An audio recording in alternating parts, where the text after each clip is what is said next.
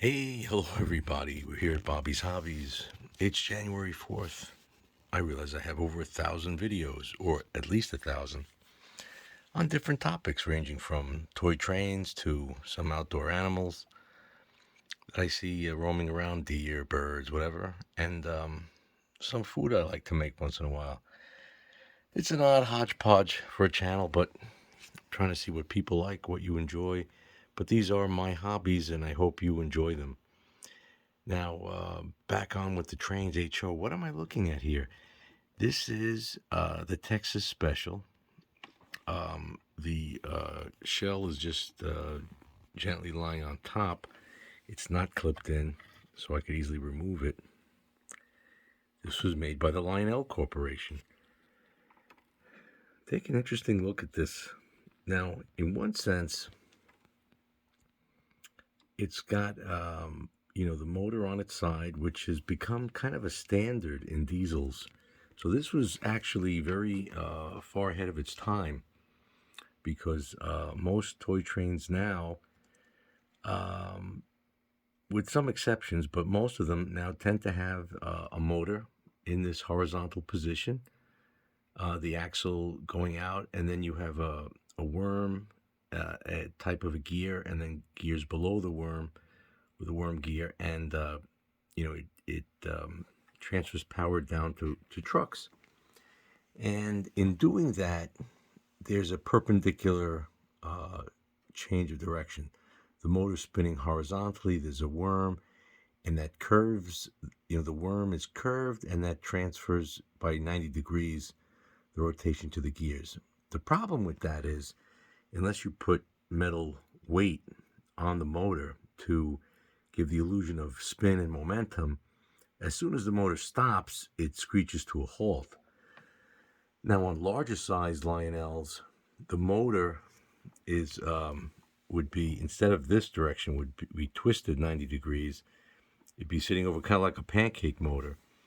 And with pancake motors, the axle of spin of the motor is parallel to the axles of the wheel, and therefore, although the gear torque and friction will allow or resist just freewheeling rolling of the wheels, it still will move. In other words, there's no binding.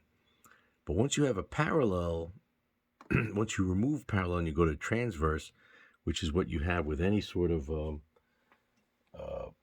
power system like this, and I don't know if I have a more modern one handy with the top off. I don't, like an Athearn, like we were looking at the other day.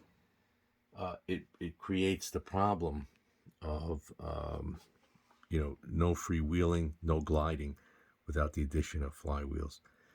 But look what they did back then. This is before using the worm.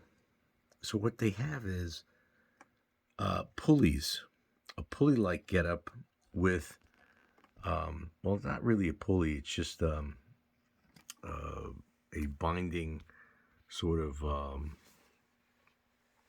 like a rubber band or a conveyor belt system, more like conveyor belts than pulleys, because it's not really changing or transferring power like a lever system. It's not that. It's just a pulley.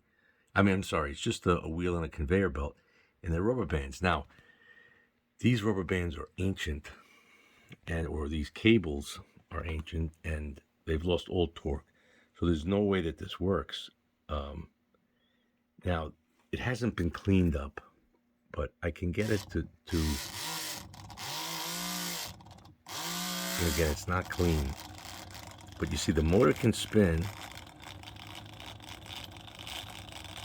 and the light works.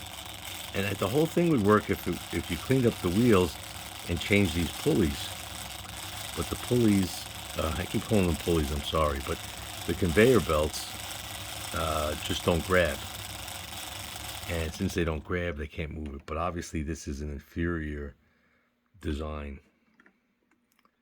And but it still works. So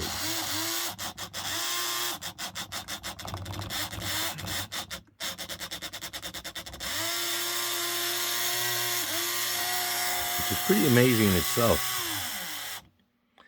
So we're not going to beat the thing up. But again, if we could get, maybe you could see it better that way, the two